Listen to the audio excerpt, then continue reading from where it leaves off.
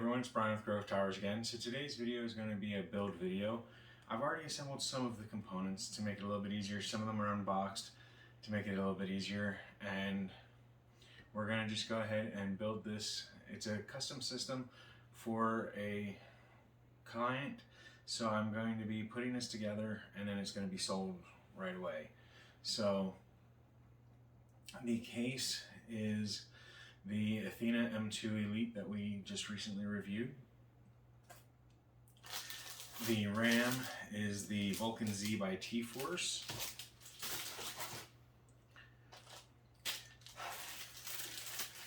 The power supply is going to be a Tough Power 750 watt power supply from Thermaltake. The CPU is an i3 10100F. And the motherboard is the Asus Z 490 Plus Wi-Fi edition that we recently reviewed. It's refurbished on this one, but you can get them new as well. And then we've also got a 1 terabyte NVMe drive from Team Group as well. I'll try to link everything down below with Amazon links, but there are some items that may or may not be available anymore.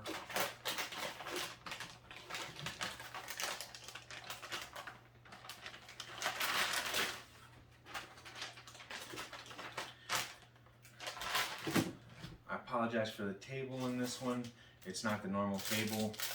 That one is being occupied by other stuff, so I had to make do with these.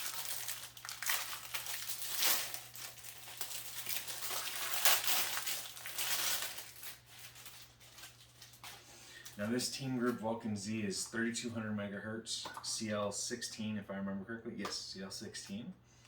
So they are decently fast.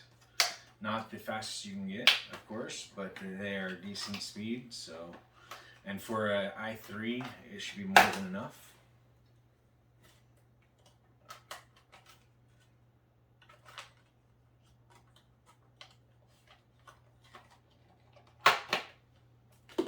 One stick.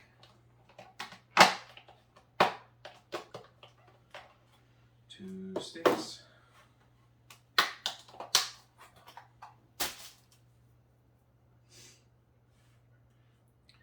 So now, like I said, I've already installed some components. The CPU, for example, is already installed along with the cooler, and the 1 terabyte NVMe is already installed.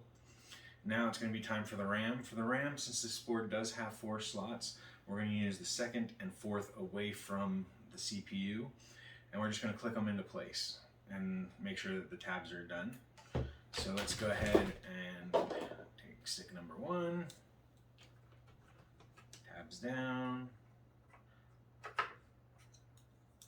stick facing the correct way.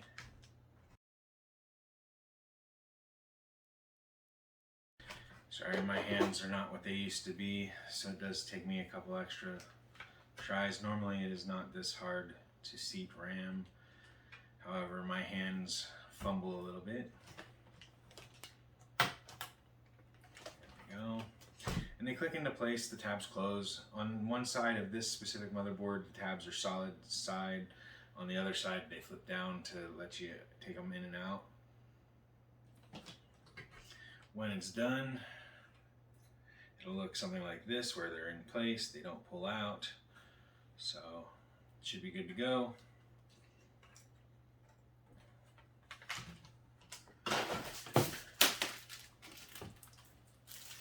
This specific motherboard came with 1 SATA cable, which I'm going to include in the packaging for them because they're going to want to put a hard drive in. It came with 2 antennas, separate antennas instead of an antenna array, and the I/O shield. Now before we get to installing anything, we do need to remove the side panels from the case.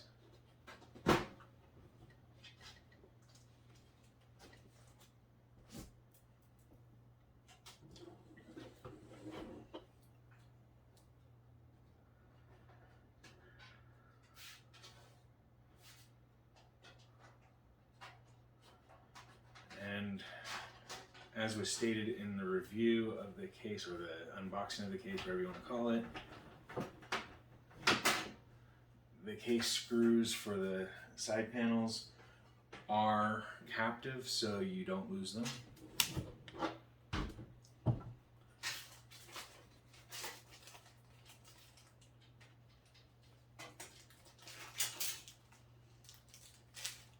Some zip ties and case screws that we're going to need.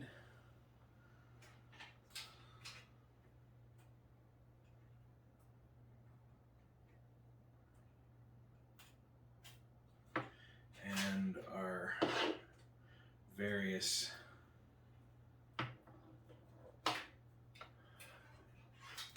front panel connectors and whatnot. One of these is the audio and the other one is USB. That one's USB. Oh, there we go.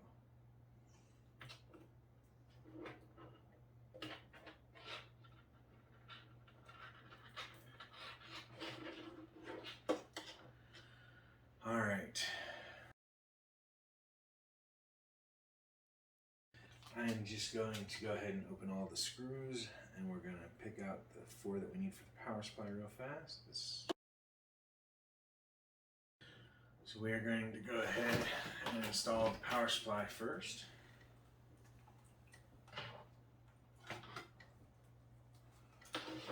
Now, some people do this last, some people do it first. I do it first so that I can wire it to where it needs to be, whereas some people wire it afterwards to make it cleaner cable management.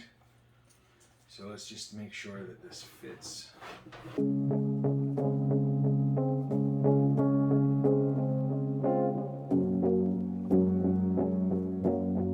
This power supply was put into a build in order to test it. So it has some of the stuff already ready to go.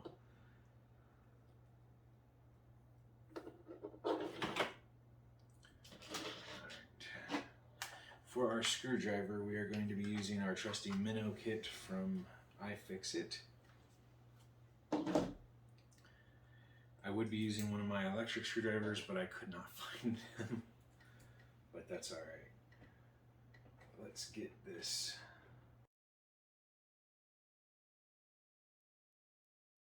Four screws. Now, with these, I put them in a cross or star pattern.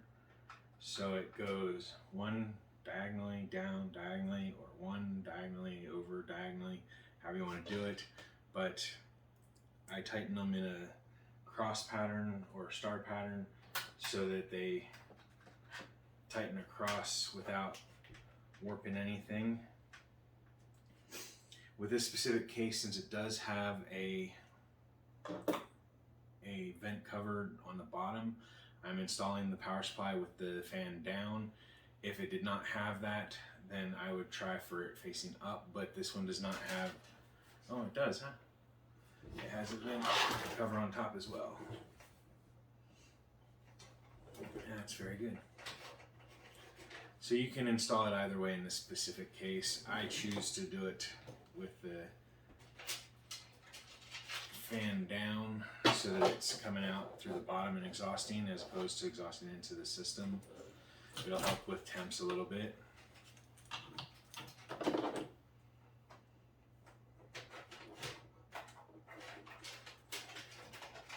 We will need our PCIe power, so I'll put that in.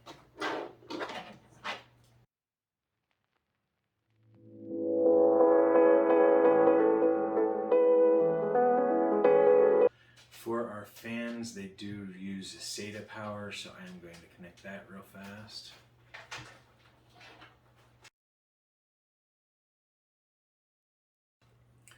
Now for the hard part.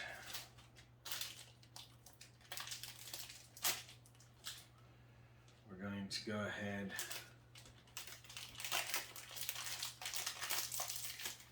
and install the motherboard.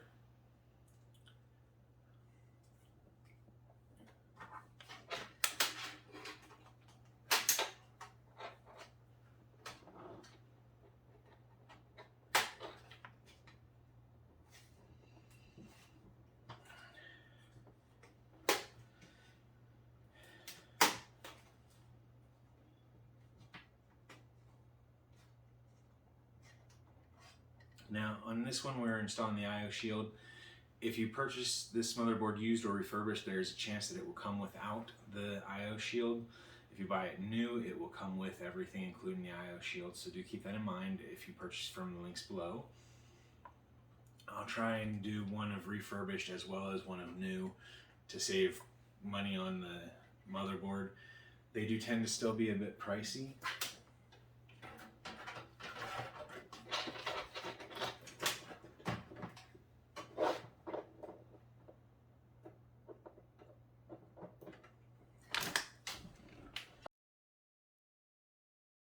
Now, this specific case has plenty of room up top to use for the cable management. So in this specific instance, I did not need to do the power supply first, but I wanted to make sure that there was nothing blocking it when it went in, because I've never used this case before, only unboxed it for the previous video. But now that that's in, we've got it lined up with the IO shield. We are going to need some case screws. So I'm going to take 4 to start with.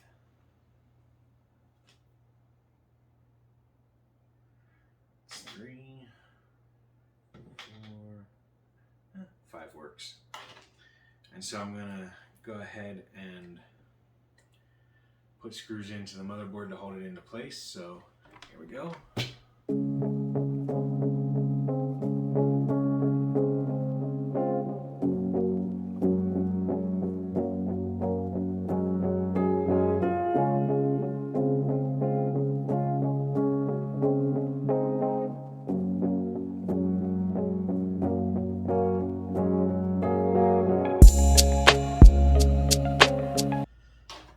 There's 5 in, and that should be enough to keep it in place. Typically 4 is enough, so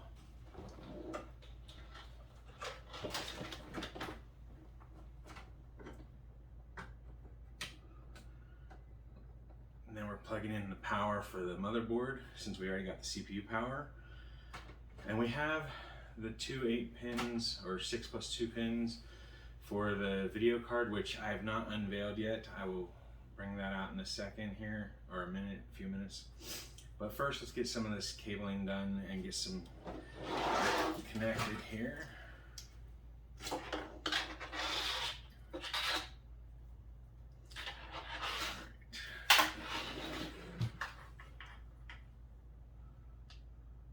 This is the USB 3.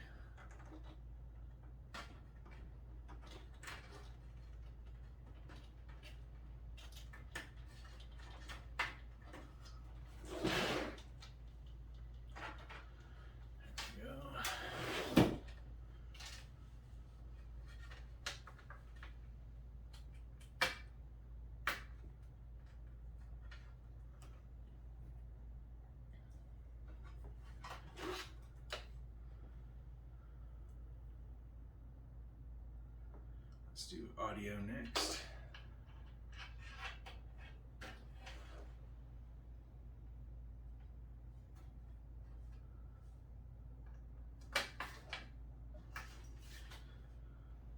And then we'll do USB 2 next.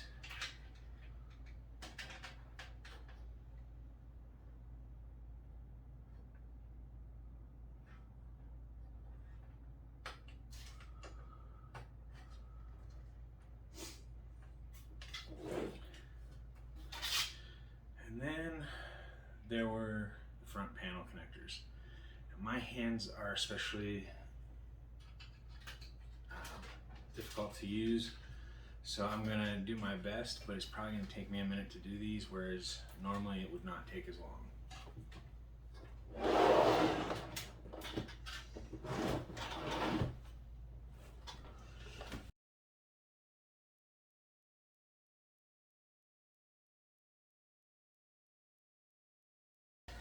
LED for the power and LED for the hard drive. There we go.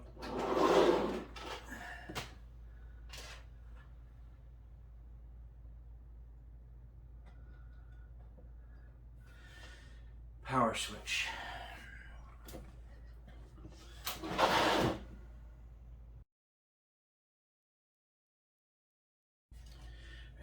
is the rear fan. Front fan should be powered by SATA, so they'll be on anytime the power is on.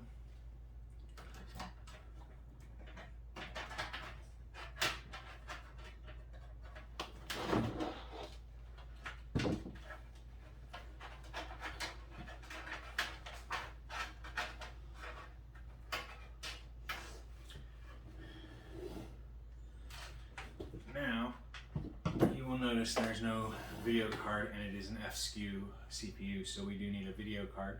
So I'm going to stand up real quick, grab a video card, and be right back and show you what video card we're putting into this bad boy. So,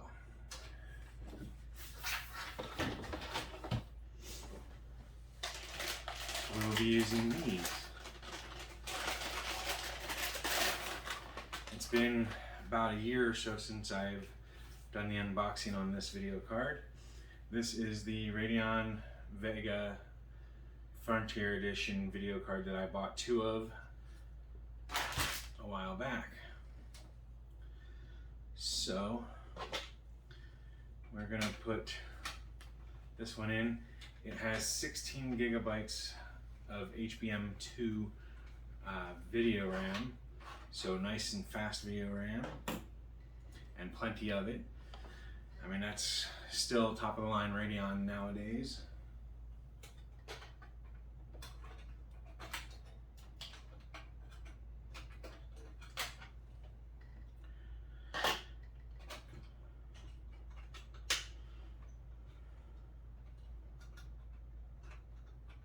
Just removing our case blanks, which are not replaceable.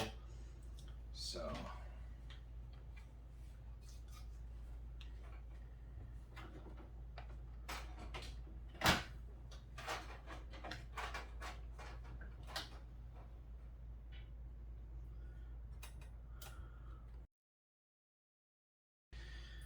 we need 2 additional screws for this. So we are going to put these in place.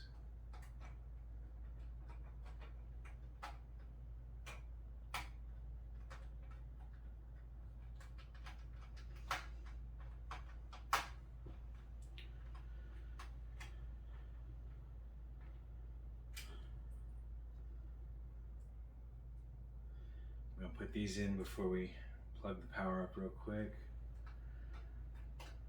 No specific reason other than I just want it in place. Make it a little bit sturdier maybe.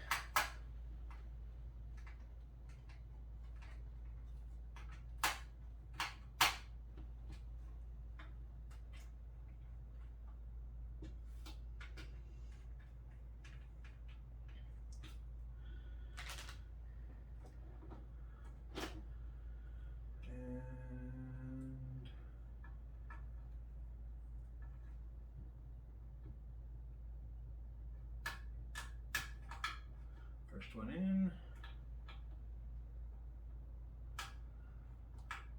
Second one in.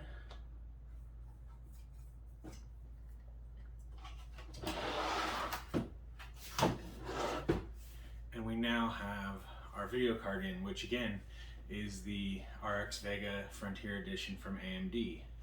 This is the air style cooler. There's also a water-cooled version. I'm not using the water-cooled version because I don't want to pay the extra for it. This one ran me $700 when I bought it. It has only been used by me and only barely to do some tests and things. It is being put into this system as a $300 card because you can buy it online for about $500 on a regular basis. A little bit cheaper if you hunt for it used. And so I figured give the client a good deal at $300 instead of $500. It outperforms the RX 6600, but is just shy of the 6600 XT. So it's about a $300 graphics card. And that's where my mentality was when I priced it for the customer.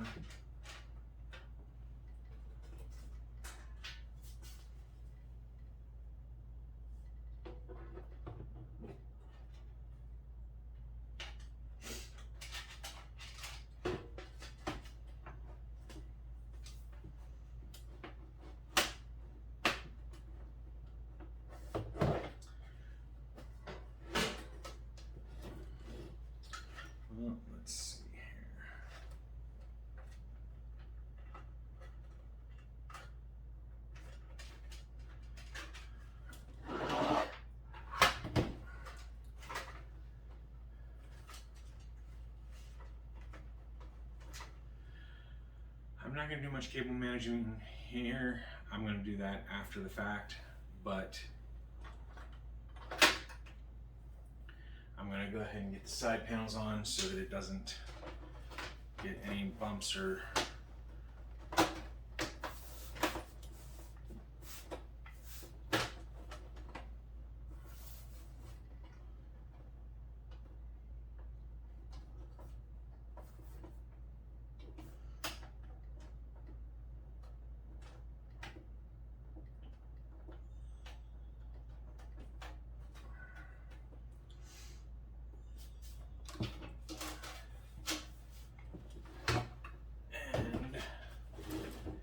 go ahead and put the front case panel on.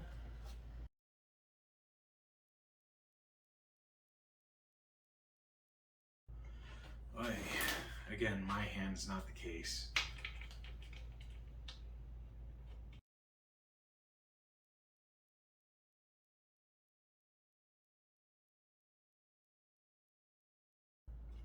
It's trying to get it into a hole that you can't see.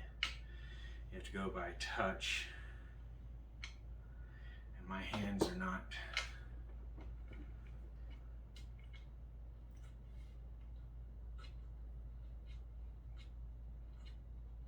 Let's try this again.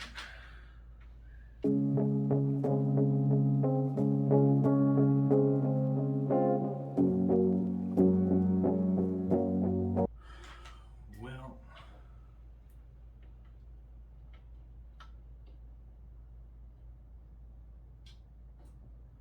okay. That one's back in place.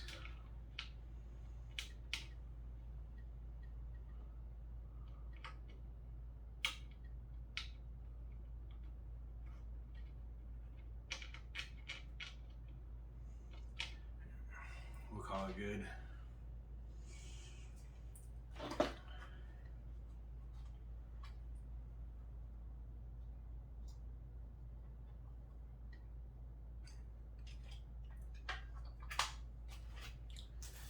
We do still have the antennas to put on, but we can put those on, or let the customer put those on.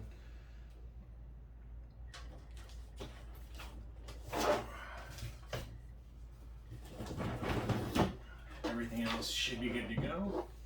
And that is our build for today. An RX Vega Frontier Edition video card, an i3-10100, 16 gigabytes of 3200 megahertz RAM, a 1 terabyte NVMe, a 750 watt power supply should be able to power everything in here. And we're going to go ahead and throw Windows 10 on it. So I'm going to go ahead and end the video here and get this finished for the customer. So thank you all for watching. I hope that it was at least mildly entertaining. I know I fumbled a lot, but hopefully it showed you how easy it is to do a computer build. And then, as always, if it was helpful and in any way, make sure you hit the like button down below. If you haven't already, hit the subscribe button. It should be in this general area over here, and that way you can keep up to date on our new videos and our community section. And if you have any questions about the products, myself, or the channel, make sure you leave those in the comments section down below, and I'll get to them as quickly as I can. So thank you for watching, everyone. I hope you have a wonderful day. Bye for now.